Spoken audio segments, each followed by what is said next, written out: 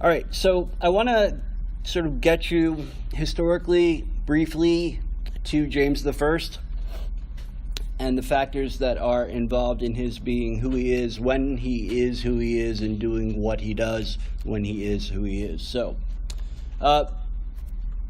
this sort of beginning of modernity as we date it, historically speaking, we date to the beginning of literacy, mass literacy. So the first mass printed book is the Gutenberg Bible. It's printed in the 1450s.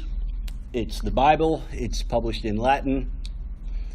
And it's the first printing in the West using movable type, which means that rather than having to set an entire page of type all at once and then have that particular piece of imprinting be useless for any other purpose. Instead, you can set a page of type, print it out, and then take all the letters off that page and put a whole bunch of new letters on that page and print a new page, so on and so forth.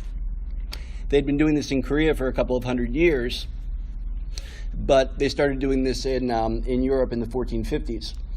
And the result of this is that literacy increases enormously because now books are just much more widely available than they were before.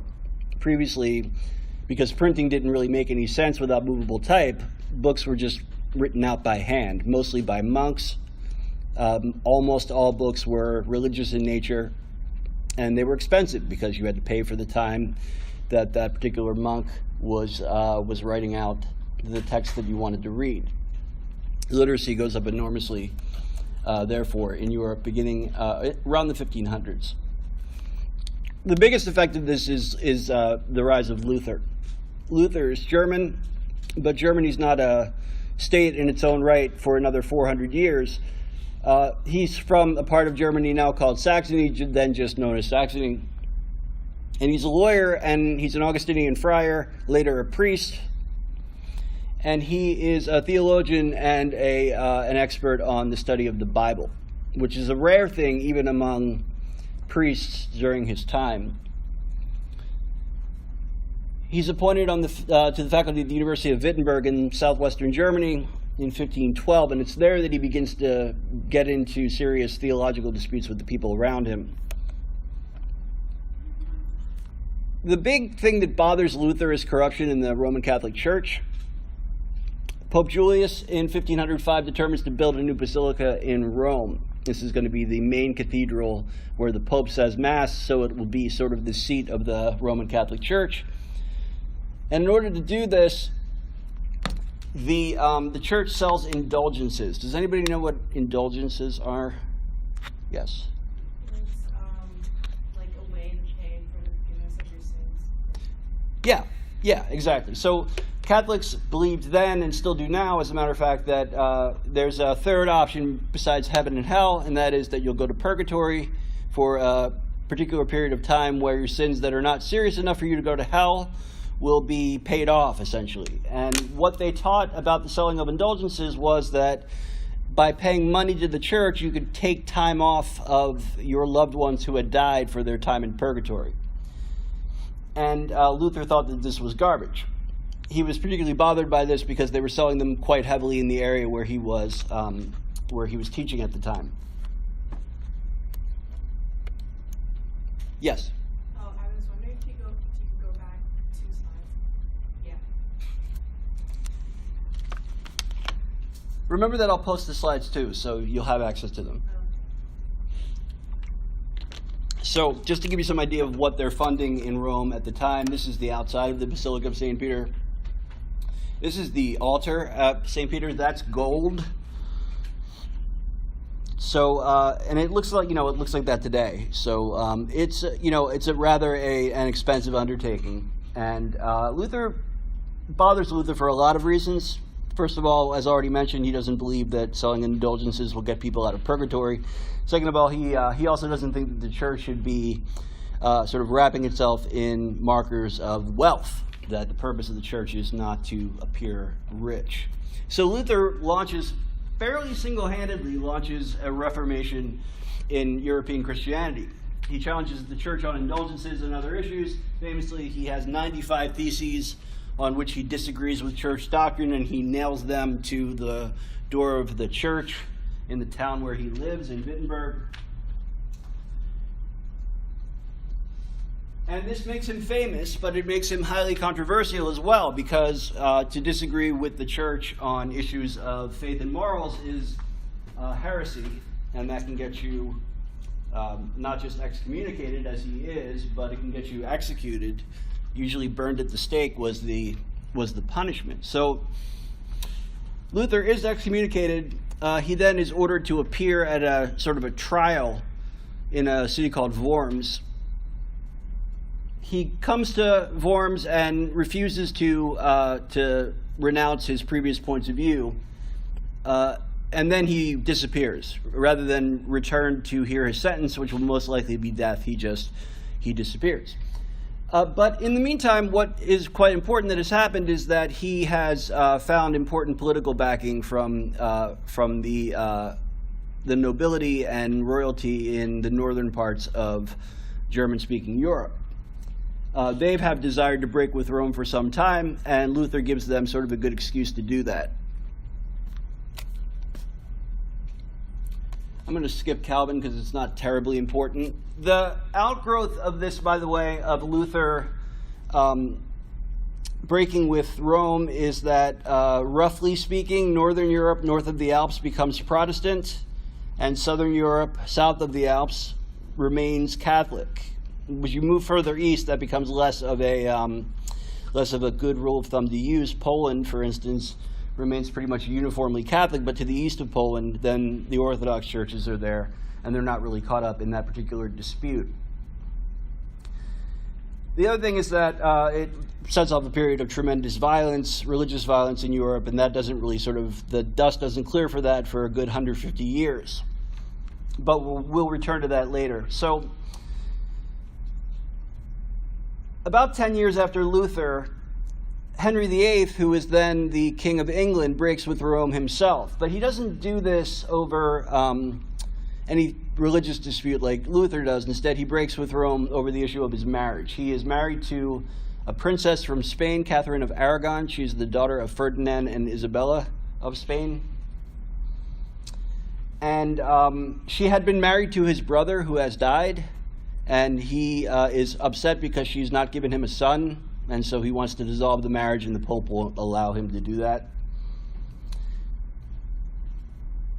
So he breaks with Rome. This causes, no small amount of controversy for England, but he successfully breaks off his own state church called the Church of England. And then is succeeded after he dies by his son, who is in fact, the child of his third wife. You might know that he marries a grand total of 6 times. He divorces twice, he executes 2 of his wives, and then one of them dies, and then the last one outlives him. Edward is born of his wife, one of his Protestant wives, and so he continues the Reformation in England. But he dies suddenly, and so his sister Mary takes over, but she's Catholic, and she begins to roll back the Reformation in England. But she dies young too, and when finally she is succeeded by the third child of Henry, Elizabeth, who is the daughter of Anne Boleyn and is a Protestant, she will carry the Reformation to fruition in England. She's also a really transformational leader in terms of making England into a world power. Beyond permanently establishing the Church of England, she also successfully deposes the monarch in Scotland, and probably most significantly of all for England's military power, she defeats the Spanish Armada, the Spanish Navy, and establishes England as the preeminent military power in the world for the next 350 years. Remember that England is an island, and in order to supply itself, it's necessary for it to control the seas, and it takes that quite seriously. Unfortunately, she never marries, and therefore leaves no successor. The closest claimant is the King of Scotland, who is James VI, who is a Protestant. Now, he's been King of Scotland since he's 6 months old. And when he's 15 or 16 years old, he's considered an adult. He takes over in his own right. And so by this point, he's been the King of Scotland, for quite some time. But in 1603, when he becomes King of England, that's the moment at which at least the monarchies in England and Scotland are united. Their governments aren't united for another 100 years, but they will be ruled by the same monarch from that point forward. And although he is James VI in Scotland, he is James I in England.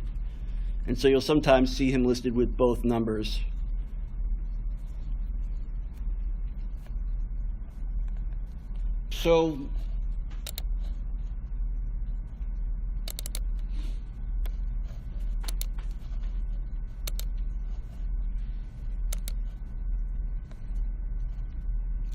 So what is the government like in England under James? Well, there are poor resources for regulating behavior, which means that because like everywhere else, it's an overwhelmingly agrarian community with no industry to speak of, the ability of the monarch to exercise power in a concrete way is limited. As I mentioned in a previous class as well, there's no standing army in England until the 17th century, so he can't rely on that either. And there's no bureaucracy or civil service. There's really just the king and his court in London. And so if you're in, the Midlands or in northern England, or in Scotland for that matter, the arm of the government is not going to reach you particularly well.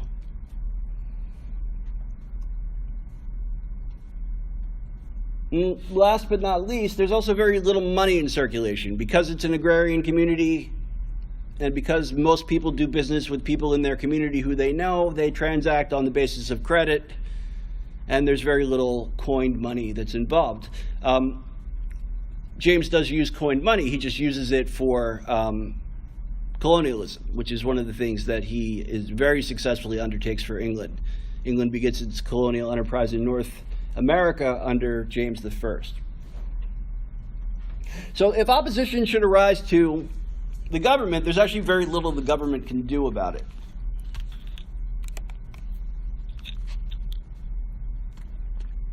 So in a situation like this, a government has to rely on choosing the right balance between coercion, force, and persuasion, ideological power.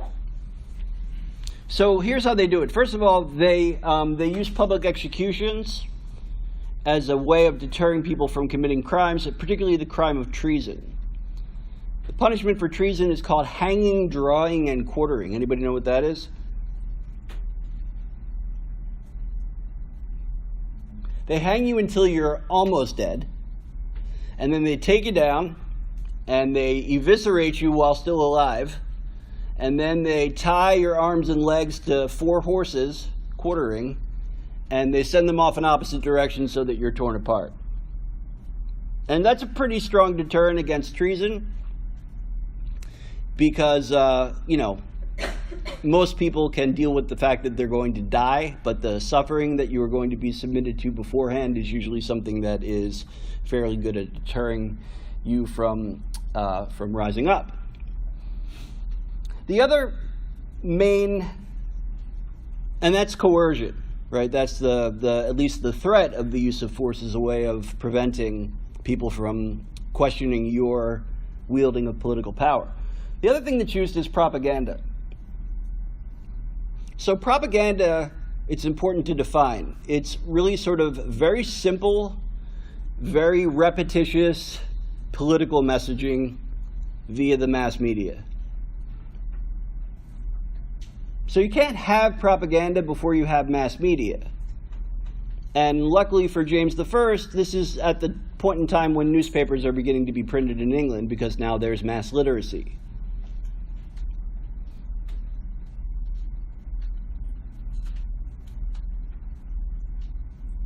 Now, it's often implied, if not outright said, that propaganda is false, and that's not a correct definition of propaganda. Propaganda often is false, but it's not necessarily false. It's just overly simplistic, highly repetitious, and dependent on the mass media.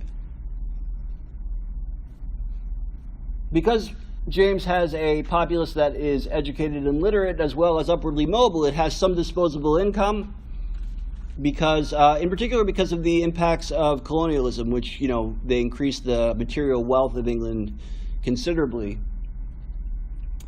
The newspapers are a good way of getting to these particular people. And this notion of the divine right of kings is specifically intended to target this type of audience, a literate audience with some amount of leisure time, but not a particularly educated or a particularly powerful audience. It's really designed to prevent sort of a popular uprising of peasants and middle-class people. This is not the kind of thing that's going to prevent like a palace coup, people directly around the monarch from taking the monarch out.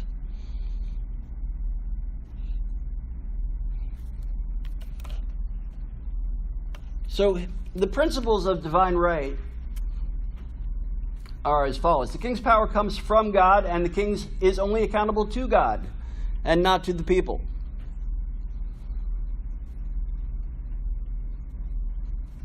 So, simplified, the notion is that the king is the monarch because God wants it that way. It's God's will. As a result of that, the king is not answerable to you, his subject. The king is only answerable to God. King makes final decisions, and all others are subordinate. The king cannot be resisted, even if he is a tyrant.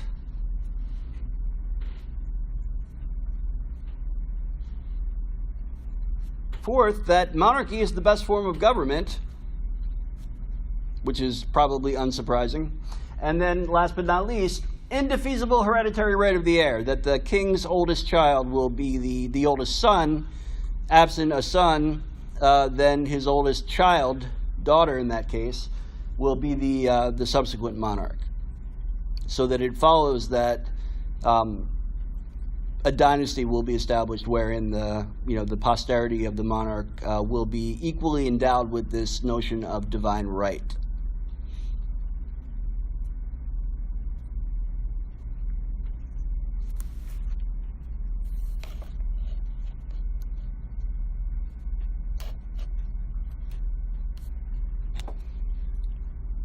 So, as I mentioned before, James is born in Scotland and becomes king of Scotland when he's 6 months old, and he's raised to believe in this idea of divine right. This is an important point that really sort of can't be overemphasized.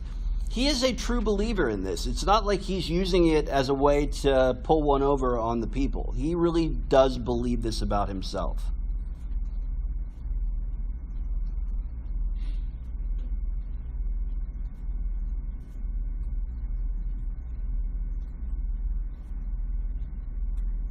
As mentioned, he becomes King of England in 1603. He rules in England for 22 years, and something in the 50s, numbers of years as the King of Scotland. And as the monarch in England, he's the most powerful person in the world. And that increases by virtue of his acquiring an empire during his reign. So, I asked you to read the 3 pages in the book from James, so you should retrieve that, open to page 548.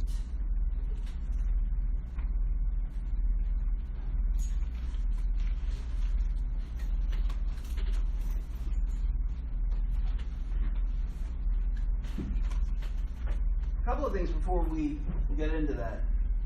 The first just sort of question to throw out at you is why would the idea of divine right of kings be a persuasive thing? Why not just say, okay, well, that's garbage, like we do today?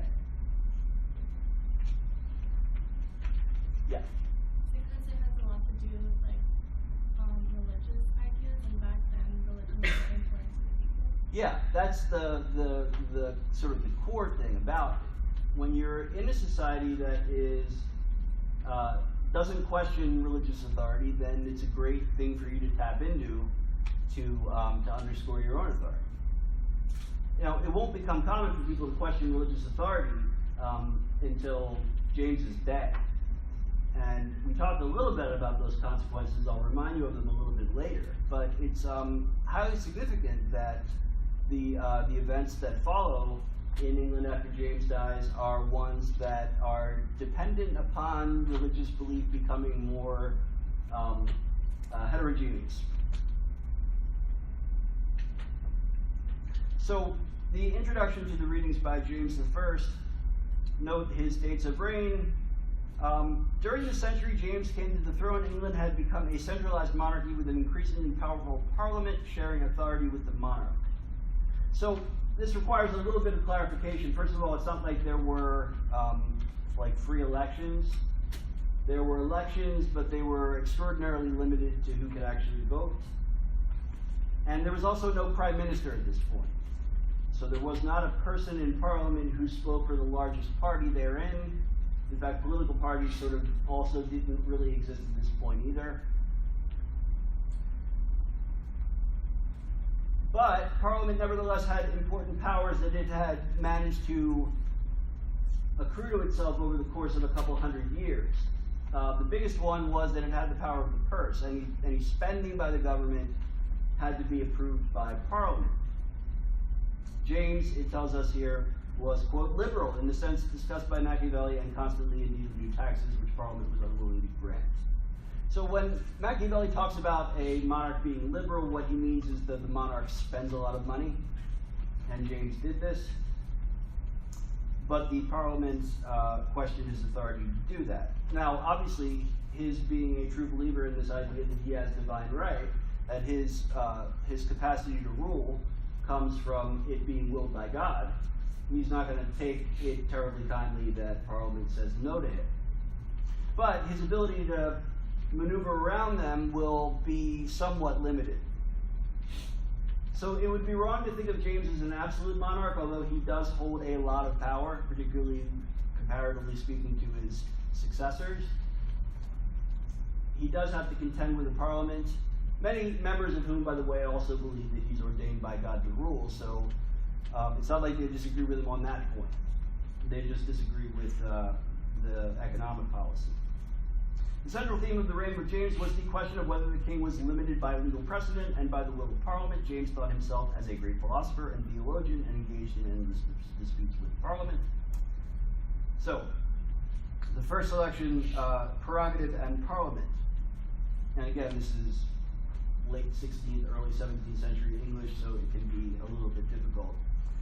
According to these fundamental laws already alleged, we daily see that in the Parliament, which is nothing else but the head court of the king and his vassals, the laws are but craved by his subjects and only made by him at their proposal and with their advice.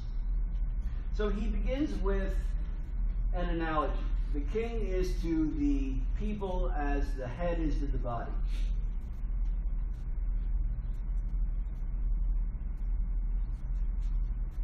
And he says the people desire to be ruled, and therefore the king sort of serves an important role in doing that.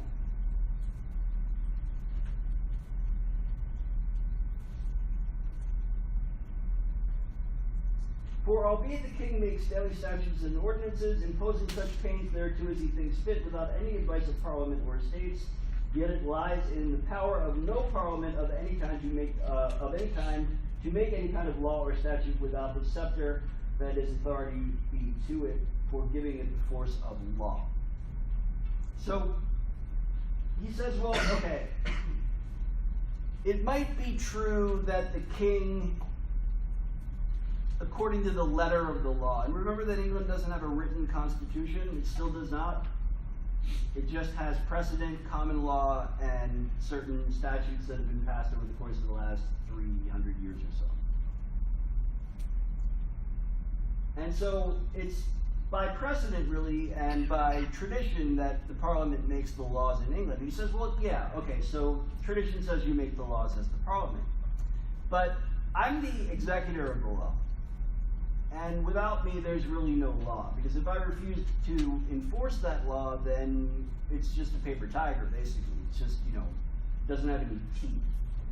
And so recognize, he says, that it is that authority that makes the laws actual things in real life, rather than abstract ideas that you can talk about but not actually get done. And as you see it manifested, the king is overlord of the whole land, so he is master over every person that inhabiteth the same, having power over the life and death of every one of them. I think that's relatively straightforward. Just he's the most powerful person in the country, and therefore he's more powerful than every person to whom he is speaking, which at this point again is the Parliament. For although a just prince will not take the life of any of his subjects without a clear law, yet the same laws whereby he taketh them are made by himself or his predecessors, and so the power flows always away from himself.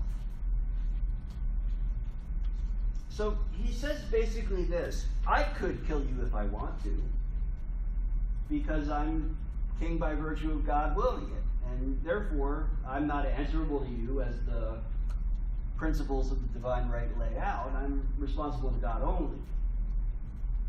Now, he stipulates at the same time, it would not be wise for me to do that, it would not be just for me to do that, to kill you for no reason.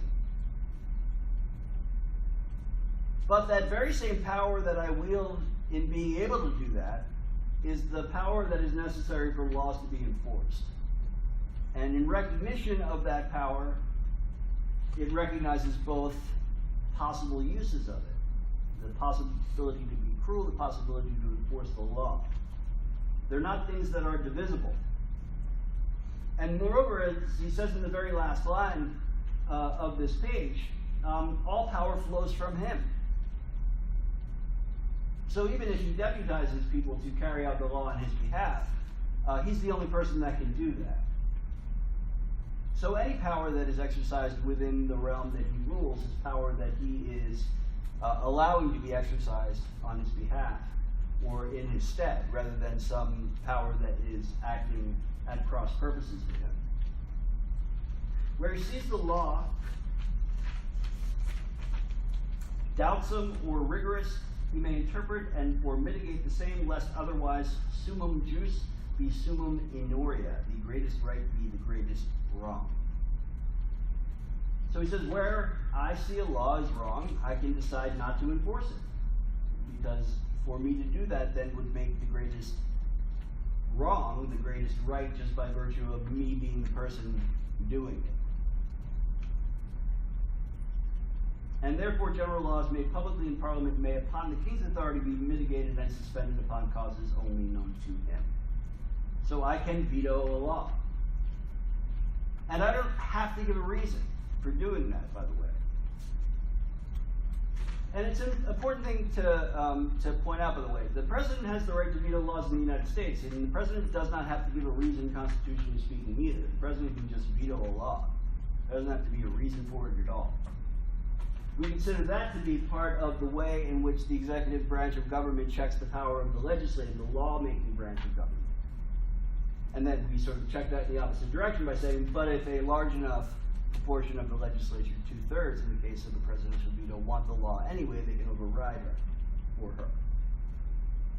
This is just a veto that can't be overridden because, again, if he is the ultimate power in the country, then what he says goes.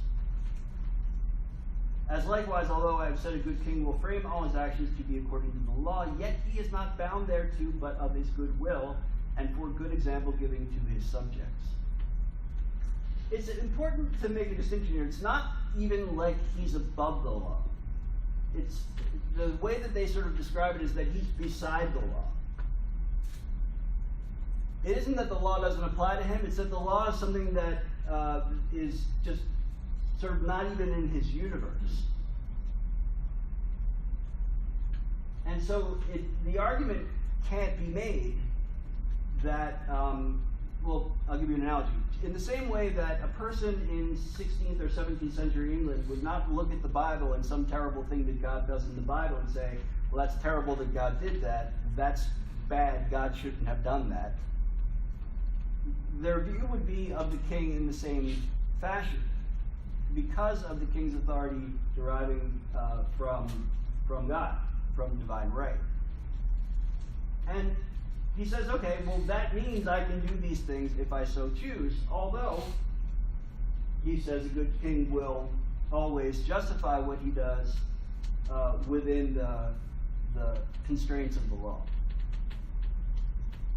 So, as I've already said, a good king, though he be above the law, will subject and frame his actions thereto for example's sake to his subjects and of his own will, but not as subject or bound thereto. Yeah. So is that saying that he can do no wrong, essentially, if he provides, like, why he did it? Yes. Okay. Yes. Now, he realizes the limitations of that, though, right? I mean, because it's important to sort of think, well, why would he then bother to consider the law at all? And he recognizes that, well, it's important as king to set an example. You don't want the people in the country breaking the laws. It won't be a great example to the people if, therefore, their monarch does. Did you have a question? But aren't those same lines basically saying that he's also supposed to be showing an example to the body, like, so it's basically to the people that he has to kind of also follow the laws in a sense, so that the other people can follow his example? But only by example. I mean, it's sort of like, basically what he's saying is that, I'm trying to think of the best way to phrase this. So it isn't sort of do it like, pay attention to what I say, not what I do. It's almost the other way around. To say that, okay, well, I'll abide by the law in order to set an example for you and make sure that you do. But what I'm saying here is to remind you that I'm doing that voluntarily and not for any other reason. Whereas for you, the body, the people of England, that choice is not available to you because, obviously if you don't, then the punishment that we will mete out to you will be rather severe. I mean, capital punishment, after all, is not only held for treason, right? I mean, it's held for any number of crimes as small as, something like burglary, which you could even sort of today get out of not even going to jail for. So, now, the king could, in theory, by that same token, if he wanted to, burgle houses, he could, because he's not subject to the law.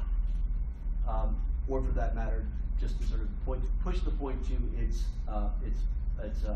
logical absurdity, he would never enforce the law that would apply to himself anyway. As he says, there's no law without him enforcing it. But that wouldn't be a good example. I don't know if I answered your question. Okay. Any other questions before looking at the speech before Parliament? So he'll continue this this analogy of sort of likening his role as monarch to different relationships between people. So this is the middle of 549. The state of monarchy is the supremest thing upon earth, for kings are not only God's lieutenants upon earth and sit upon God's throne, but even by God himself they are called gods. So, unfortunately, you don't have like a footnote here or anything like that. He's referring to something in the Psalms where this sort of this analogy is made by one of the Psalms written by King David. Probably the most important thing about that statement is that he's making a reference to David. And David sort of is this figure within Christianity and Judaism before it that is idealized as a monarch, despite some rather large personal flaws. There be three principal comparisons that illustrate the state of monarchy, one taken out of the Word of God, and the two out of the grounds of policy and philosophy. In the Scriptures, kings are called gods, and so their power after a certain relation compared to the divine power. Kings are also compared to the fathers of families, for a king is truly parents patriae, parent of the country. the politic father of his people, and lastly, kings are compared to the head of this microcosm of the body of man. So a repetition of the analogy he makes before.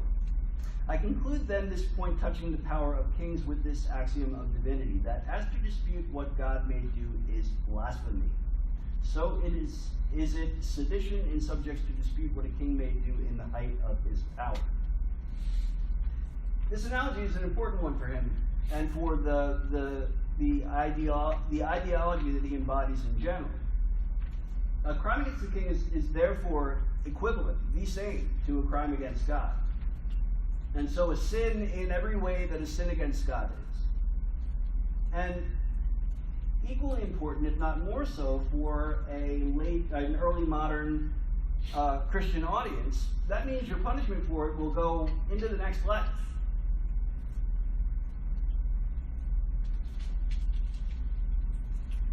But just kings will ever be willing to declare what they will do if they will not incur the curse of God. I will not be content that my power be disputed upon, but I shall ever be willing to make the reason appear of all my doings and rule my actions according to my laws. So he says, he repeats a point again from the earlier speech, which is that he will always try to operate within the law and he will be reasonable in explaining his thinking.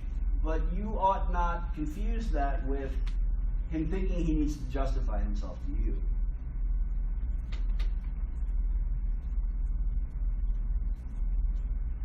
And then he moves on to this matter of grievances, where he says that there are complaints that are made.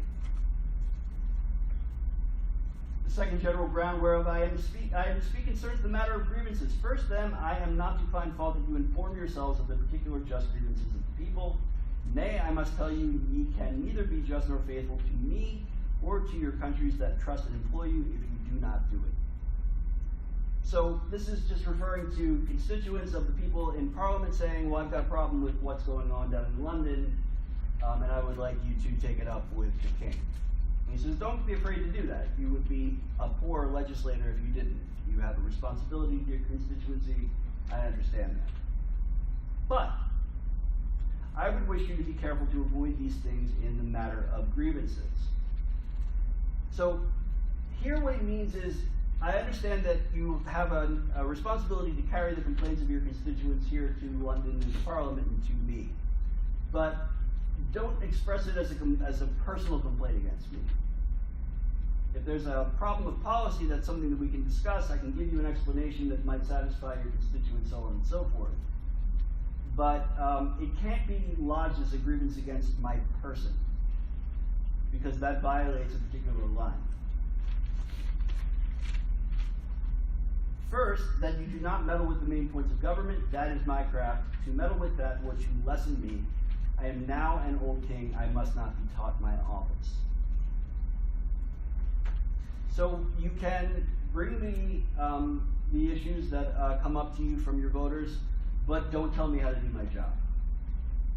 Second, I would not have you meddle with such ancient rights of mine as I have received from my predecessors, possessing them more majorum, as ancestral customs.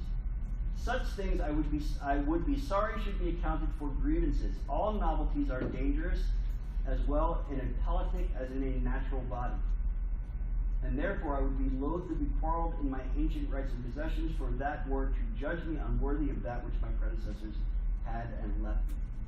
So the last part of this is him saying, also don't carry me complaints about me doing things that kings are supposed to do, or that a monarch before me did and was not questioned for doing.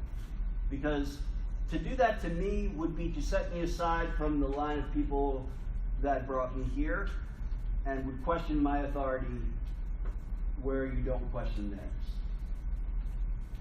So he underscores his role, and that role as final arbiter, last word, and ultimate authority.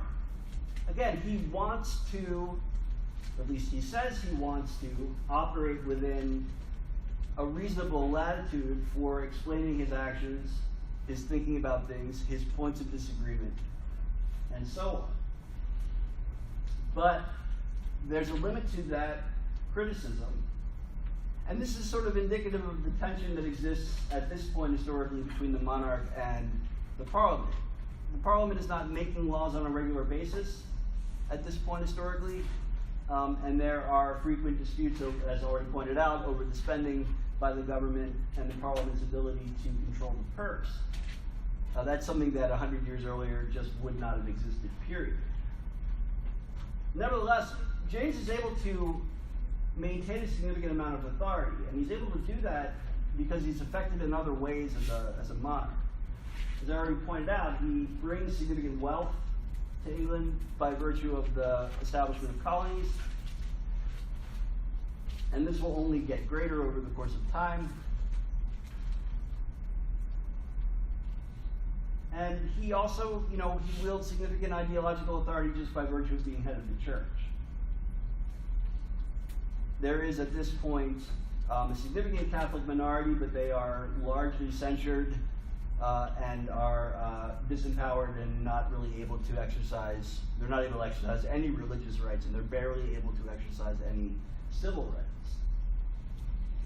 But there's also a small but significant minority of Calvinists who, a small group of which come here in James's last 5 years. They come to Plymouth Rock, they set up the Massachusetts colony, as well as Rhode Island. Also, a large number of them go to Holland and go to South Africa. So, questions about this before sort of working our way out of it. So, as you pointed out, the way sort of to get away from this as a way of governing, as an effective way of governing, one way is to challenge the religious authority that the king has at all. But there's virtually no atheism. There are, as I already pointed out, there are denominations of Christianity in England other than the Church of England, but they don't have a lot of power. Remember, the Pilgrims leave England in 1620 because they're suffering from religious persecution. And so, and then there's actually no Jewish community to speak of in England until the 1650s. They've been deported en masse in the 13th century, and although a small number remain, they are virtually non-existent there. And of course, there's no Muslims in England at this point either. So there's the presence of non-Christians is nominal at best, and non-Anglican Christians are significantly disempowered. So that's a significant support for somebody like James ruling by divine right. But as I mentioned before, it's also true that James was an effective king, and that also goes a long way toward establishing people's belief in divine right. Think about it this way. If the king is completely incompetent and can't do anything right, how likely are you to think that he's actually ruling by divine right? You won't question divine right. You just might question whether somebody's been fooling somebody, and that the king is not the right person for the job, either because a mistake was made or somebody deliberately fooled somebody else. Again, you won't question the underlying principle, but you will question sort of the true identity of the monarch. So, as I mentioned when we talked about Hobbes, the king that comes after Charles is his son, and he's incompetent. And although he believes that he rules by divine right, he is not nearly as talented as his father was in the practice of statecraft. The Calvinists within the Parliament are growing in power, and they've established their own base of power within the Parliament, and they've challenged the king's rule. Armies are raised, fighting breaks out, the king loses, and they cut his head off, and that's it, right? And there is this period during which there's a Commonwealth, and during that time Hobbes writes Leviathan while he's in exile in the Netherlands. But ultimately, people sort of, out of nostalgia, bring back the monarchy in 1660 and bring the grandson of James I to be crowned the king in 1660 as Charles II. So,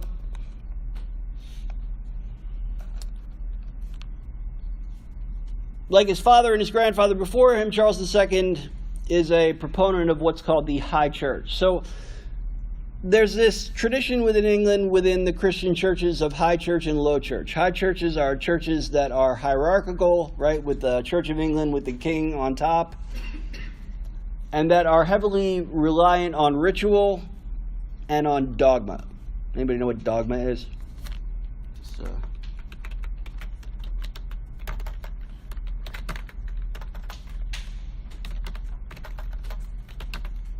Dogma. Anyone? Yes. A set of principles that's true? Yes. Here, the distinction is that these sets of principles and their religious principles are not biblical principles. They're distinguished by the fact that they emanate from tradition and precedent rather than from the literal word in the Bible. So, high churches like the Catholic Church, the Anglican Church, the Orthodox churches rely significantly more on dogmatic rules than on biblical rules. And they rely on a hierarchy, right? In the Catholic Church, there's the Pope. In the Orthodox churches, there's the Archbishop of Constantinople. And there's a heavily ritualized service, right? Incensing altars and the sort of the costumery that goes along with it, the mitre, the pointed cap that the bishops wear in the high churches, all of that stuff. That is set in contradistinction to the low church, of which the Calvinist churches are part, right? And these are much flatter in terms of their ruling. They're congregational rather than hierarchical. They don't believe in a priesthood being necessary as a mediator between the faithful and God. They also view biblical supremacy as being very fundamentally important.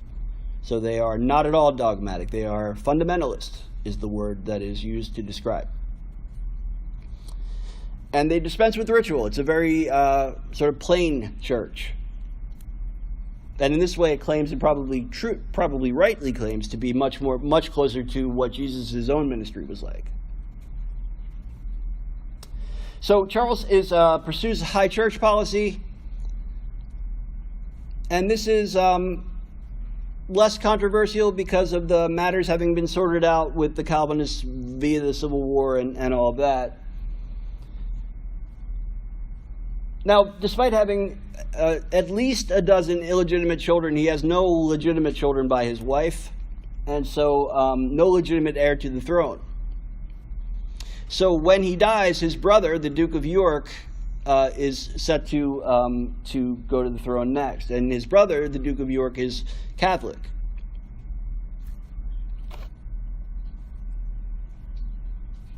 And the idea for now, more than 100 years after Henry VIII is broken with Rome, of a Catholic being the monarch is not something that people are willing to accept, and very specifically not something that the nobility is willing to accept.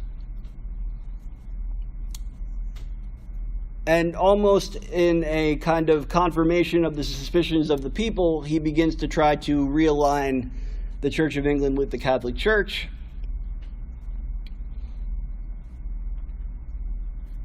And as a result, he is removed. Now, this is called the Glorious Revolution, and we'll return to this when we talk about Locke. But briefly now, although he has a legitimate heir, James will be overthrown by one of his daughters and one of his nephews, who are married to each other. These are William and Mary. And they are both Protestant, and so they are both supported by the Protestant nobility to overthrow the king.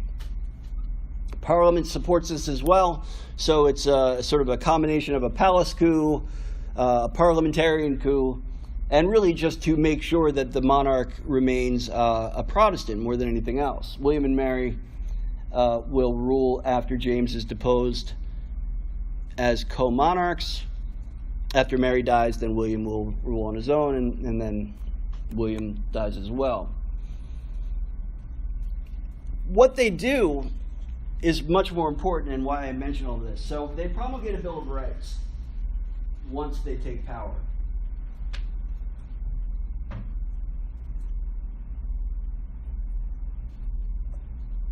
No royal interference with the law, no taxation on royal prerogative, which means the king just can't pass a tax. The parliament has to be the taxing body. There's freedom to petition the monarch for grievances. Although there has been a standing army for the last 25 years, they will get rid of it. They will introduce freedom of speech. It will be limited, of course, but it will be greater than it was before. They will also say they will rule out no cruel and unusual punishment, although, of course, they will retain it for things like murder and treason.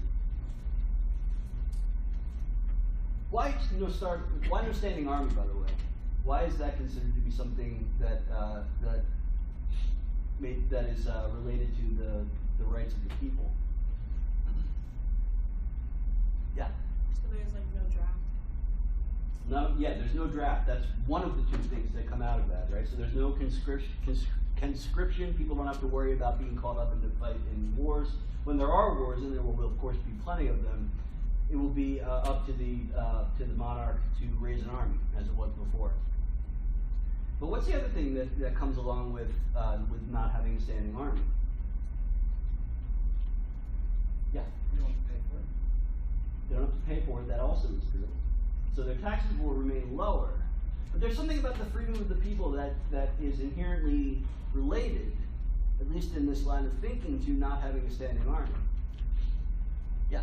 There won't be like a coercion to like you or something. Yeah. You're not going to have a looming presence of physical threat around you.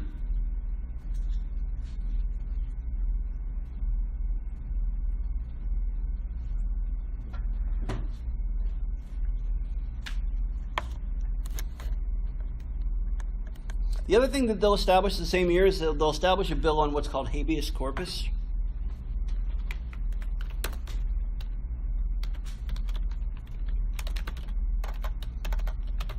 Anybody know what that is?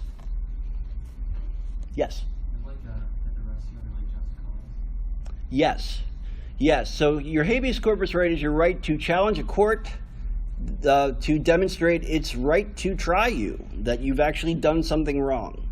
So in the absence of habeas corpus, it just means you can be arrested and no reason given and no due process afforded and all of these other things. So it is, they call it the grand writ.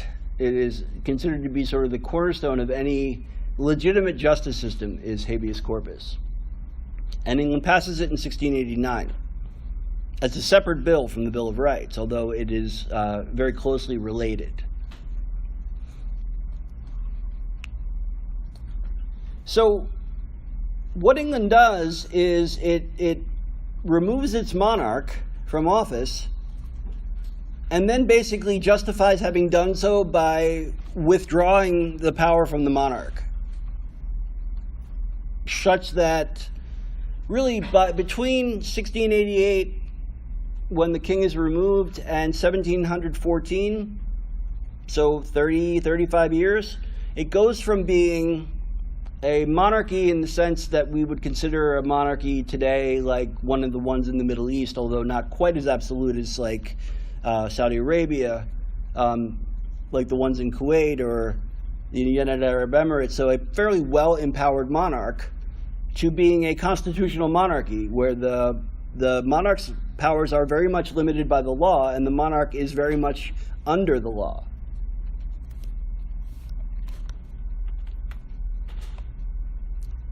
Just as a, to make sure that they don't screw this up from their own standpoint, because William and Mary are childless and because their successor, another daughter of James II, Queen Anne, also is childless, it is necessary to find a successor to Anne, Queen Anne, who will carry on Protestant succession.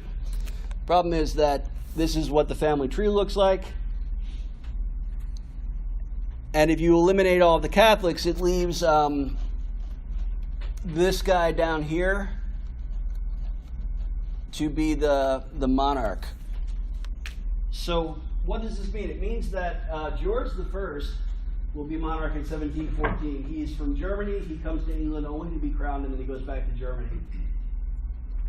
It is his great-grandson, actually, George III, who is the monarch during the American Revolution. They have to go to Germany to find a Protestant monarch, but for good measure, they also pass a law basically saying that no Catholic can be monarch ever. And that law actually still obtains today. It used to be you could also not be married to a Catholic, but they got rid of that law about 5 years ago. So permanent Protestant succession is established. Act of Union establishes a single government for England and Scotland. So although they've been united in their monarchies for 100 years, now they're also united in one government. And so this is the birth of the United Kingdom, as it's called today. The power of the monarch has been severely limited by several acts of Parliament.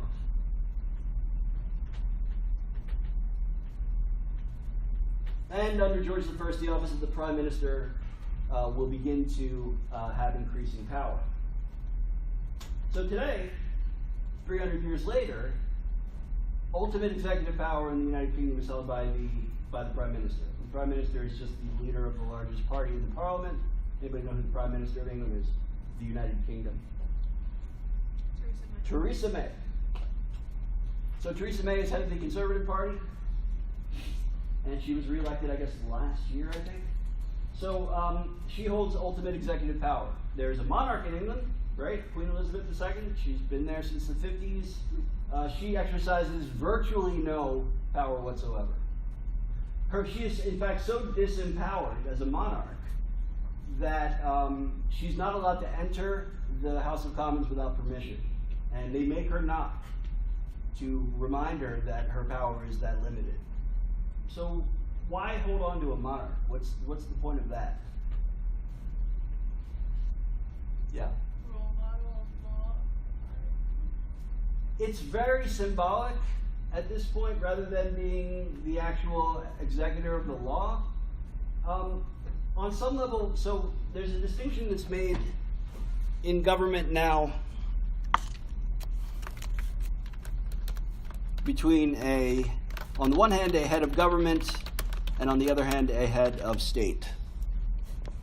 Now, in the United States, these are held by the same person, and that's the President of the United States. But in England, they're separated. So the head of government is the Prime Minister, the head of state is the monarch.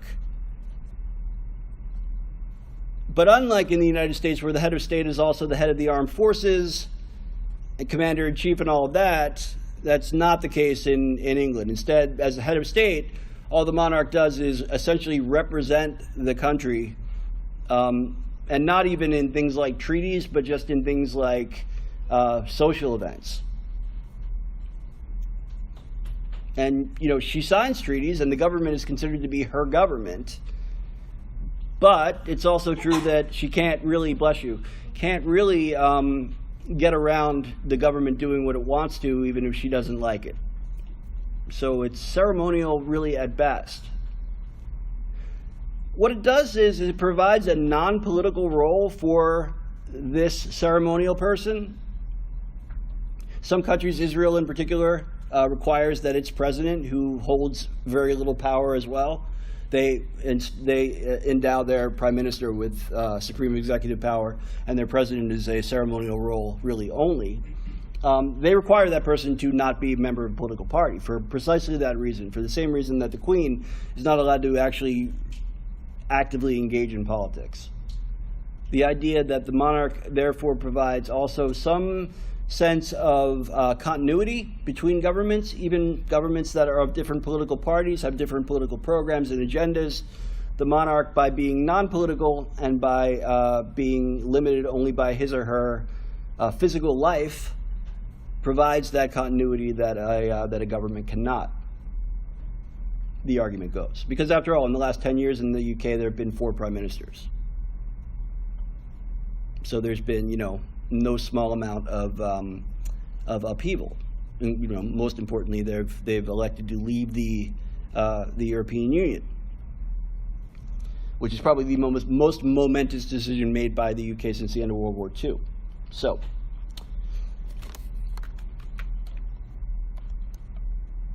what they establish in the UK is what's called a liberal democracy. And it is characterized by two words. The first one is liberal, which means there's a strong emphasis on individual rights. And where individual rights come into conflict with the desire of the majority, individual rights are supreme and supersede the desire of the majority. Democracy here is conceived in the broadest possible terms. So today, when we talk about liberal democracy, we refer to something as universal suffrage, right? The idea that any person of a particular age, provided they are a citizen, can vote. Now, it was true in the liberal democracy of the United States in 1787 and in the liberal democracy of the United Kingdom in 1714 that the elected franchise was held by a small minority. And so this franchise was not universal, but it nevertheless relied on elections and deputization of representatives and that whole business. The third thing about liberal democracy, although I don't mention it here, is that there is an assumption in liberal democracy that government is small.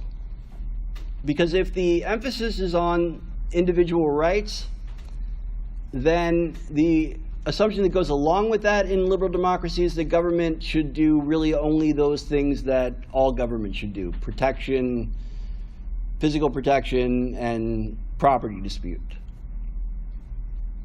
Now, that obviously is going to be undermined to a certain extent almost immediately in the case of the UK because they're a colonial empire, and therefore they rely on the use of force for far more than just protecting their borders and enforcing the law. But liberal democracy is distinguished from other kinds of democracies, probably most importantly what we would call social democracy, which is actually far closer to what England is today, which is the belief in a society where government has responsibility for providing services as well as physical protection and settlement of disputes, right? So most of Europe operates under a social democratic model now. The United States is still overwhelmingly a liberal democracy, although it does provide some social services. But it is it becomes the norm ultimately over the course of the 20th century in particular that governments operate on the basis of liberal democracy or social democracy, which are very closely related. It really just is a matter of how you conceive the role of government. Is it to care for people who can't care for themselves or not? And that's a matter of, obviously some dispute. Ultimately, part of the dispute, for instance, between the Republican and Democratic parties in the United States is that the Republican Party is a party of liberal democracy, the Democratic Party is a party of social democracy, although there are caveats sort of placed on those. And it's very much the case in the UK that the Conservative Party is a liberal democratic party and the Labour Party is social democratic.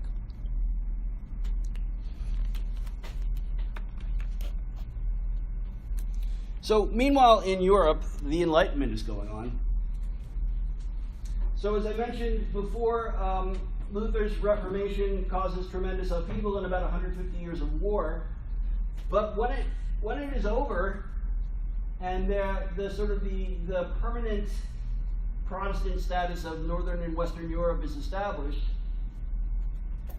the Enlightenment begins. And it's not like one day somebody opens their door and says, "Hey, look, it's the Enlightenment."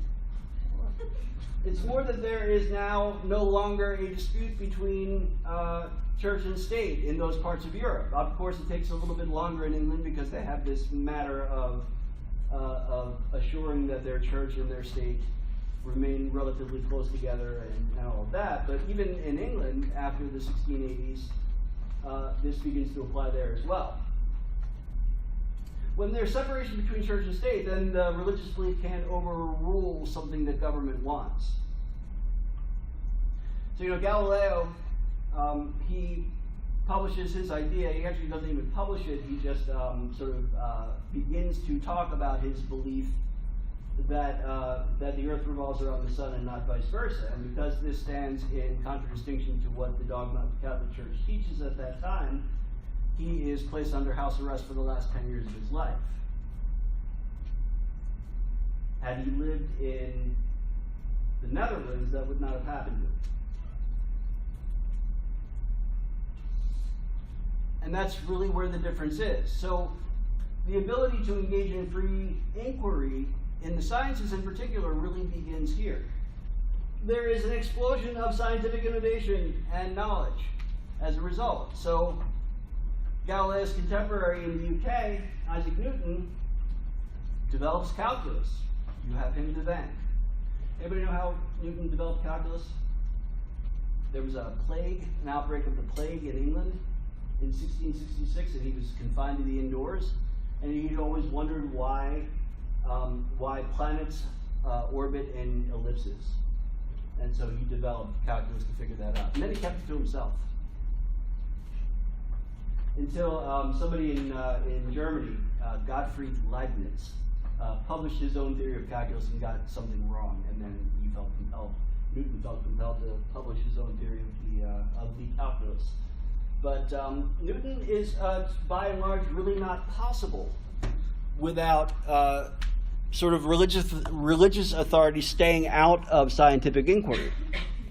Because after all, what religious dogma teaches at that time is in fact that planets that they revolve in perfect circles and not in elliptical orbits. Because by virtue of being created by God, they have to be perfect because God's perfect. So if you begin to question that, then it begins to undermine the authority of that belief.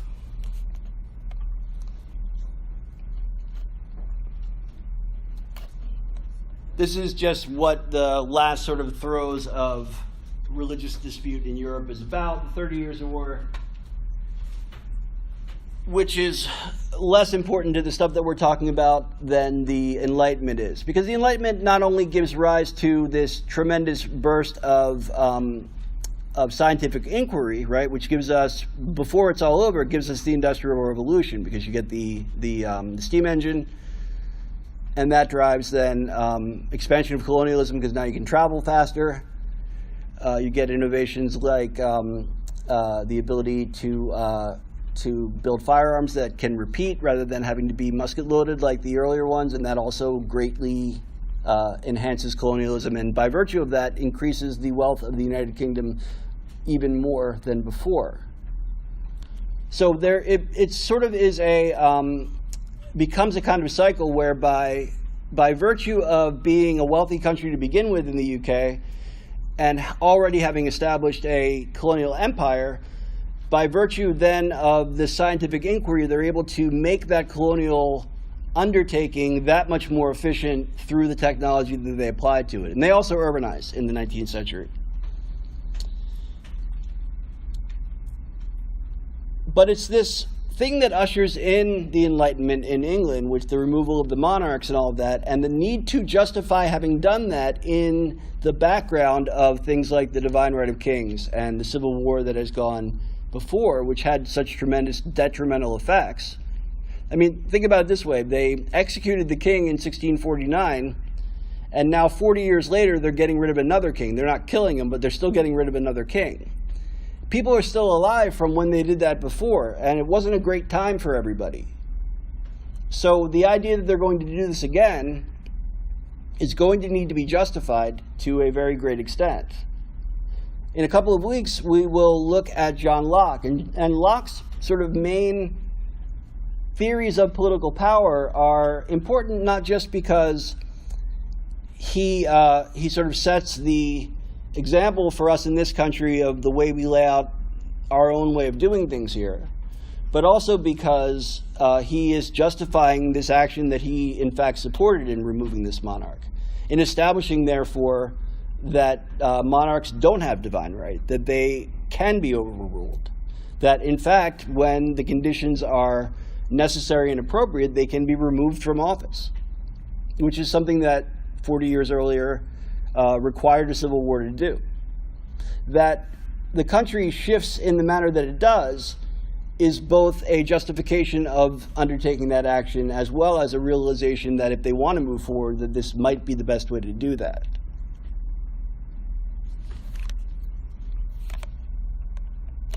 So next time we will talk about Islamic fundamentalism.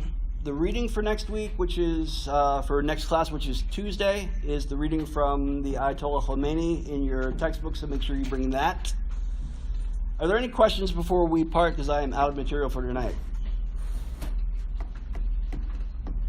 All right, I will see you Tuesday.